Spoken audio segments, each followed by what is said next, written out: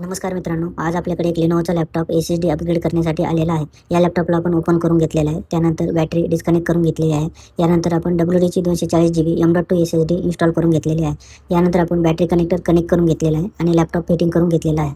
यानंतर आपण लॅपटॉपला Windows 11 installation चालू केलेलं आहे. तसेच मित्रांनो, आपल्या लॅपटॉपला SSD रॅम अपग्रेड करायची असेल, तसेच keyboard, battery, adapter, screen change करायची असेल, तसेच आपला laptop physical water liquid damage असेल किंवा फॅब्रिकेशन करायचं असेल, लॅपटॉपबद्दल काही जरी प्रॉब्लेम असेल तर अजून टेकशी संपर्क साधू शकता. आपला लॅपटॉप हा रेडी झालेला आहे. थँक्यू.